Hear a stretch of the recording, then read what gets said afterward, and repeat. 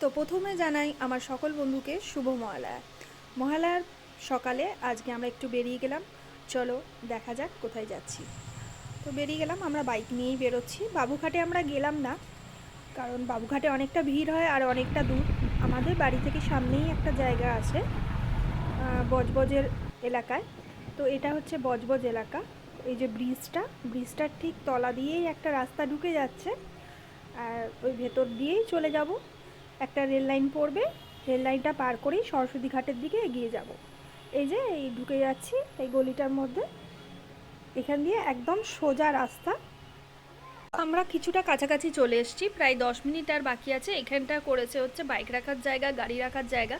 তো এই রাস্তা ঠিক উল্টো দিকের রাস্তাটা দিয়েই আমরা হেঁটে যাব প্রায় 10 মিনিট। 10 মিনিট হাঁটলেই ঘাট এসে যাবে। তো দেখো ঘাটের রাস্তা চলে এসেছে আর প্রচুর মানুষের ভিড়। আমাদের একটু কাছাকাছি হবে বলে আমরা এখানে কাছাকাছিই গেছিলাম, সেই জন্য। বাবুঘাটটা একটু দূরে, তাই বাবুঘাটে আর গেলাম না। তো আমরা চলে এসেছি, দেখো এটা হচ্ছে গেট।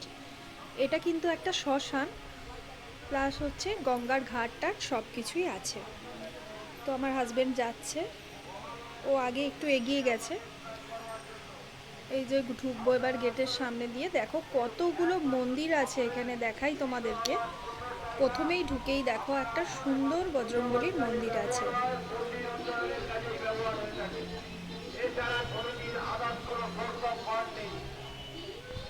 এরপর চলে যাব এই যে বড় ঠাকুরের মন্দির।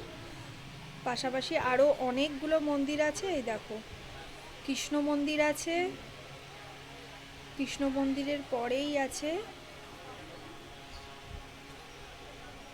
এই যে বড় ঠাকুরের আরও একটা মন্দির।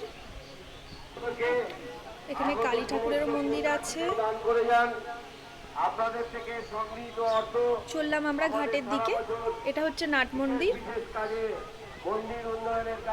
আর এখানে করেছে জামা কাপড় ছাড়ার জায়গা। এখানেও একটা ঘাট আছে, পরে তোমাদের দেখাচ্ছি। তো ঢুকে এলাম আমরা, এখানে আছে এই দেখো কত মানুষের ভিড়।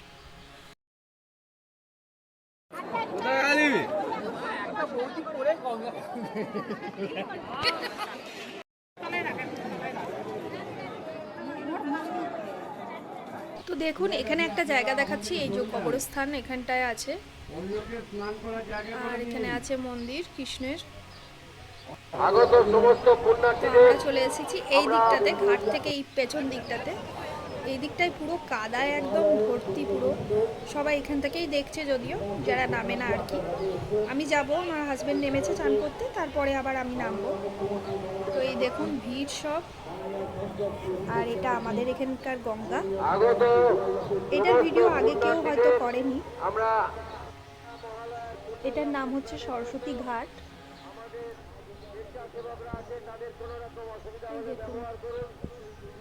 আর এত সুন্দর মানে ঘাটটা তলায় একদম পাথর বেছানো, সুন্দর। অনেকটা দূর পর্যন্ত দেখুন মানুষ গেছে, অনেকটা দূর কিন্তু নামার জায়গা আছে। আর এই জায়গাটা পুরো বৃষ্টি হয়ে একদম কাদায় পুরো ভর্তি। কোনো রকমে মানে আর কি এসেছি। এই যে হাজব্যান্ডের চান হয়ে গেছে, এবারে আমি যাব চান করতে। ওপর থেকে আপনাদের কিছুটা দেখাচ্ছি, জোয়ারের জল এসছে তাই এতদূর অব্দি আছে। জোয়ার যখন আসে একদম পুরো ওপর অব্দি বাঁধানো আছে যে জায়গাটা, এইখানটার পুরোটাই একদম জল চলে আসে। এখানে নৌকা জাহাজ সমস্ত কিছু আছে। এই যে এইটা হচ্ছে জেটি ঘাট।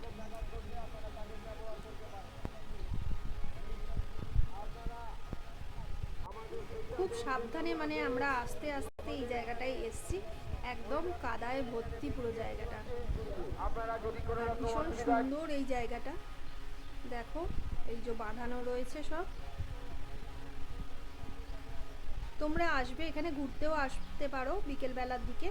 এটা খুবই ভালো একটা জায়গা বজবজ এলাকাতে। বজবজ এলাকায় এসে যে কোনো কাউকে বললেই দেখিয়ে দেবে। তো আমার চান করা হয়ে গেছে, এবারে যাব বাড়ি। জামাটা ছেড়ে নেব, জামা ছাড়ার জায়গা ওই দিকে আছে। আর এই দেখো এখানে আছে জামা কাপড় ছাড়ার জায়গা, ছেড়ে নিয়েছি, এবারে যাব বাড়ি। আর এখানেও একটা ঘাট আছে, এখানে দেখো মন্দির আছে সরস্বতীর, মা সরস্বতী এখানে আছে, তুলসীতলা। আর এটা হচ্ছে সরস্বতী মন্দির। এই দেখো, একটুখানি জুম করে দেখাচ্ছি। আর এই যে জাহাজ দাঁড়িয়ে আছে, লঞ্চ দাঁড়িয়ে আছে আর কি। এখানটা জঙ্গল টাইপের আছে একটু সাইডটা।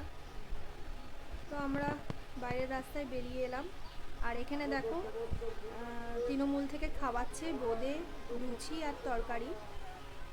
তো আমরা লাইনে দাঁড়ালাম না, যেহেতু আমাদের দেরি হয়ে যাবে সেই জন্য। এ দেখো, খুব সুন্দর যত্ন সহকারে চা আছে সমস্ত রকমের মানুষের সেবার জন্য।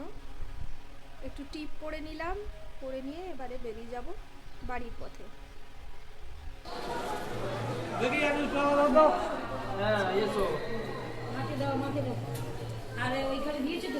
চলো, এবার হয়ে গেছে, বেরিয়ে পড়লাম বাড়ির রাস্তায়। দেখা হবে আবার অন্য কোনো ভিডিওতে। ততক্ষণের জন্য চলো টাটা, ভালো থেকো সকলে।